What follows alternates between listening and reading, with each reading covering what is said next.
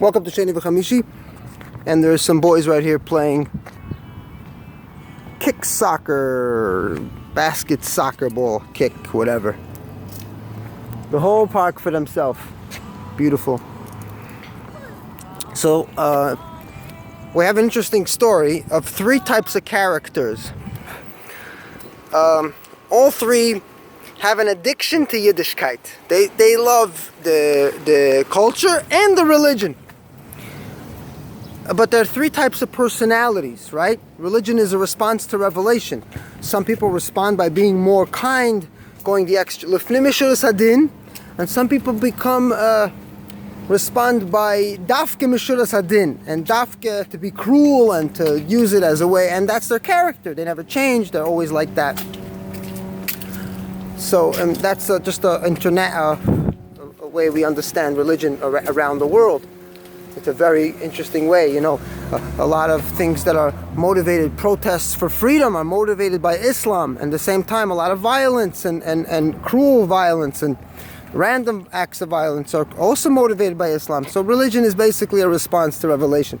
But on the more Yiddish tam on this, one is the guy he's not Shomer Shabbos, but he loves shul. He's addicted to going to shul. He's addicted to davening, to putting on tefillin.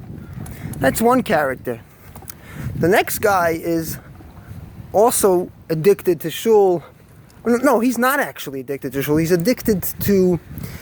inside of it and he can't emancipate. It controls his life.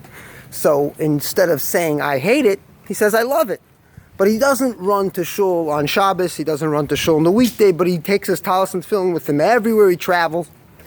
And then there's a third guy. I don't know what he does, how he davens. Does he daven early? Does he take it seriously? But he's also controlled by it. He feels like he doesn't have an idea of what it means to him.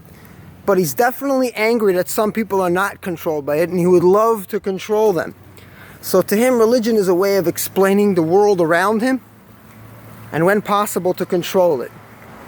That's the third character.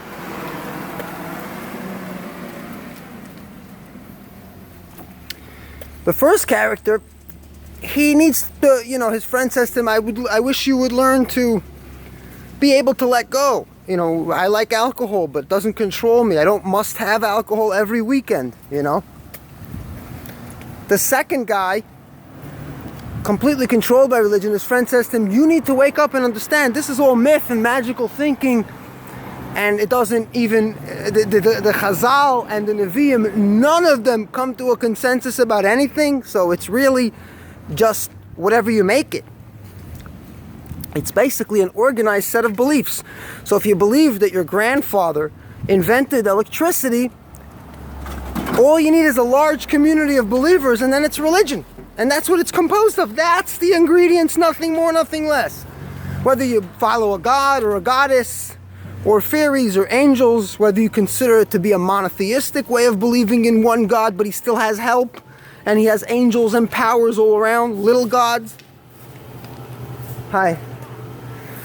And then you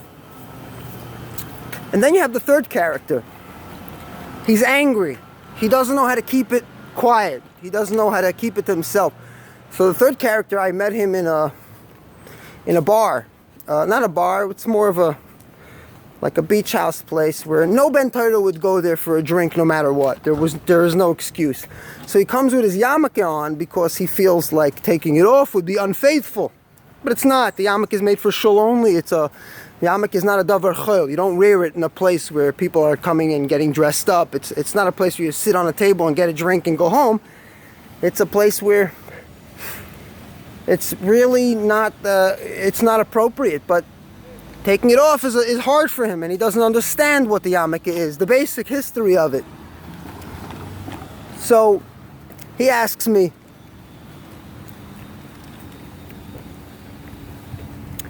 what happened to you? Okay. Why did you change from since I last knew you? And this is a healthy guy, mind you. This is a healthy type. I'm using this study because I'm going to get somewhere by studying healthy people, because the healthy people reflect the biggest numbers. He's ambitious. I remember once Shabbos we had together some years ago. I don't really know him personally, but we had a Shabbos together. I came in a car that I shouldn't have been driving all the time. But he said to me, wow, you really push me to the limits. You push my ambition to the greatest. I see that, and I'm like, wow, do I want to be ambitious, you know? And he asked me, what happened to you? You changed so much. And then he said, your life is meaningless, no substance, and you're spreading darkness in the world. These are words that throughout the conversation that I collected. They didn't come in one shot, but these are the words. Spreading darkness in the world, no substance, no meaning. And then he asked me, do you put on tefillin every day? If I do or I don't, it doesn't have anything to do with the conversation. So I let him know, yes, I do it very early, much earlier than him, I'm sure. Because if I do it seriously. It's not a thing I lean on. Tefillin is not a habit that I don't know how to break. It's something that I fully respect, and it has to be done in the utmost. It's better to put tefillin on once a month and do it seriously, at the crack of dawn, properly, you know. And I explained to him that you're trying to sell me tefillin that you have as a ritual to fall back on. Tefillin is not something that you come and collect meaning in life from it. You have to put in the work. You have to be a meaningful person. You have to have a specialty that you're good at. And then you put on tefillin, and then people will say that tefillin is meaningful because so-and-so, who is a serious person and has a serious life and a meaningful life and has some substance, gashmiistic, puts on tefillin, and that's why tefillin must be great. Still doesn't prove that tefillin is great, but that would be the attempt of other believers to make themselves comfortable. But if you're just looking for meaning from the tefillin itself, you can't depend on the tefillin to give you some substance. So instead of pushing his buttons and telling him, look who's talking, and then turning it back on him, I wanted him to be able to think before he speaks. So he should have a clear idea, a philosophical idea of what he's saying. And I said, if you can please give me an example of how my life is meaningless, I'd love to hear it, please. And he said, plenty of examples. Immediately he said that. And of course he had the hardest time finding one, because he didn't understand these words, these loaded words that he keeps thinking in the recesses of his mind. He never understood them philosophically. He just never broke these words down. And breaking down words is very helpful, very helpful. What is philosophy? What is religion? What is science? What is language? So I told him, look, I had to drill this in. This was a little bit more on the militant atheist part, where I had to tell him, look, there's no nice way to tell you, or to tell anyone. There's no polite way to say to someone you wasted half your life for foolishness. But if you ever have any example, I'm always open to hear. Anything. Anything. Bring it from the Gemara, bring it from the Medrash, bring it from the Zohar.